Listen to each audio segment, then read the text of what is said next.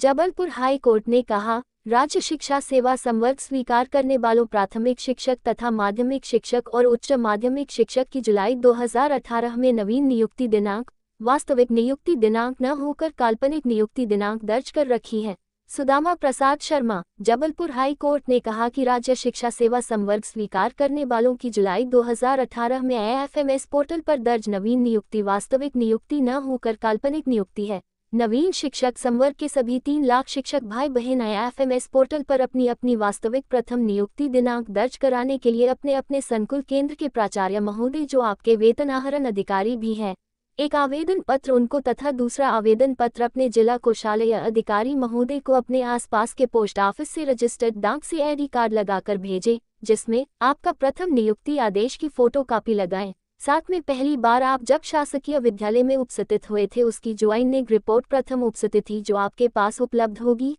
उसकी फोटोकॉपी लगाते हुए आपकी सर्विस बुक के पहले और दूसरे तथा तीसरे पेज की छाया प्रति लगाएं, जिसमें अधिकारियों के शील सिक्का लगे होकर हस्ताक्षर हो रहे हों। साथ में 19/2/2024 का यह आदेश आयुक्त कोष एवं लेखा मध्य प्रदेश का के आदेश की छाया प्रति लगाएं तथा हाल ही में 19/4/2024 को संचालनालय भविष्य निधि एवं बीमा मध्य प्रदेश शासन का आदेश लगाते हुए निवेदन करें कि माननीय महोदय, मेरी प्रथम नियुक्ति मेरे द्वारा प्रस्तुत उक्त प्रथम नियुक्ति आदेश में उल्लेखित दिनांक अनुसार है तथा मैंने पहली बार शासकीय विद्यालय में उक्त दिनांक को शाला समय पर जाकर प्रथम उपस्थिति दर्ज कराई थी, जिसकी छाया प्रति संलग्न है। मेरी सेवा पुस्तिका रिकॉर्ड में दर्ज मेरी प्रथम नियुक्ति दिनांक और शाला में प्रथम उपस्थिति दिनांक, आप मेरी यूनिक ID जो भी जिसकी हो उसका उल्लेख करें। अनुसार आपके AFMS पोर्टल पर किसी गलतफहमी की वजह से अथवा कोई भूल चूक से जो 1 जुलाई 2018 दर्ज कर रखी है, जिसके तहत आवेदक की नवीन नियुक्ति मानी जा रही है,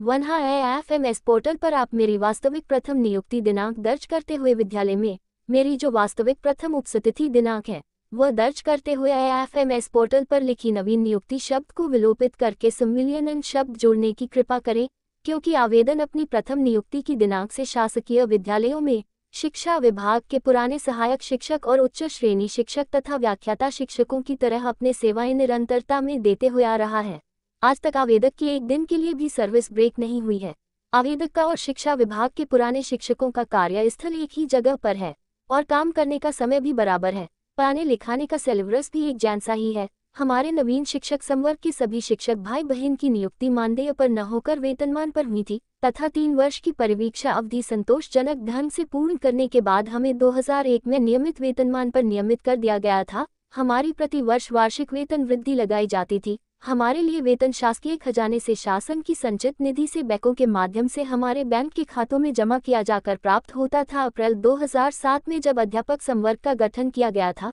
तब हम शिक्षा कर्मियों की 98 से 2007 तक की 09 वर्ष की सेवा अवधि की गणना निरंतरता में करते हुए अध्यापक संवर्ग में नवीन नियुक्ति न करते हुए हमारा संविलियन किया गया है तथा 21 जनवरी 2018 को तत्कालीन मुख्यमंत्री जी श्री शिवराज सिंह जी चौहान की सरकार ने CM हाउस में हजारों अध्यापकों का शिक्षा विभाग में संविलियन करते हुए शिक्षा विभाग के पुराने शिक्षकों को मिलने वाले सभी लाभ हमारे 3 लाख नवीन शिक्षक संवर्ग के सभी शिक्षक भाई बहन को ज्यों के त्यों देने की घोषणा की थी, लेकिन अनायास तथा कथित नेताओं और बल्लभ भवन में बैठे अधिकारीगण ने माननीय तत्कालीन मुख्यमंत्री जी की घोषणा पर ज्यों के त्यों अमल न करते हुए लाखों अध्यापकों का शिक्षा विभाग में संविलियन न करते हुए रातों रात राज्य शिक्षा सेवा संवर्ग बनाकर प्राथमिक शिक्षक तथा माध्यमिक शिक्षक और उच्च माध्यमिक शिक्षक नाम के नए पदों पर नवीन नियुक्ति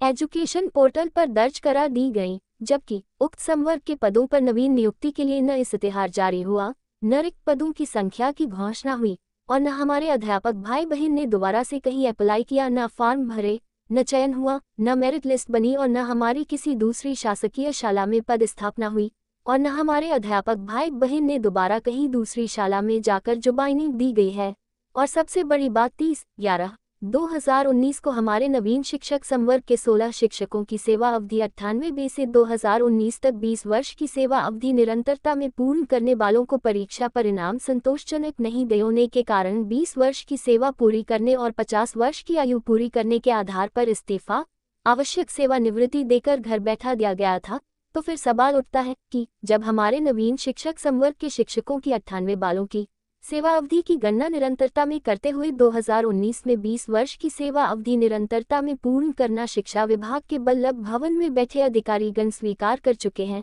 तो फिर जुलाई 2018 में राज्य शिक्षा सेवा संवर्ग स्वीकार करने के बाद हमारी नवीन नियुक्ति कैंसिल हो गई है, जबकि हमारे नवीन शिक्षक संवर्ग के शिक्षक भाई बहन को तो 2024 में आज तक 26 वर्ष की नौकरी पूरी हो चुकी है। कोई जुलाई 2018 से अपनी नवीन नियुक्ति कैंसिल स्वीकार कर ले। इसी बात को जबलपुर हाई कोर्ट में लगी याचिका पर दलीलें पेश करते हुए सरकारी वकील साहब ने तर्क दिया था कि आप शिक्षक भाई बहन की राज्य शिक्षा सेवा संवर्ग में नवीन नियुक्ति दिनांक 1 जुलाई 2018 जो दर्ज कर रखी है, वह आपकी वास्तविक सही प्रथम नियुक्ति दिनांक दर्ज न होकर काल्पनिक नियुक्ति दिनांक दर्ज कर रखी है। अतः मध्य प्रदेश की समस्त 3 लाख नवीन शिक्षक संवर्ग के सभी शिक्षक भाई बहन से निवेदन करता हूँ, आग्रह करता हूँ कि आप सभी मेरी भेजी इस खबर की वीडियो लिंक में दिखाए साक्ष्यों दस्तावेजों अनुसार अपनी अपनी प्रथम नियुक्ति दिनांक IFMS पोर्टल पर दर्ज कराकर उपादान राशि 9-10 लाख रुपए मिलने के और पुरानी परिवार पेंशन योजना का लाभ मिलने संबंधी पात्रता हासिल करें।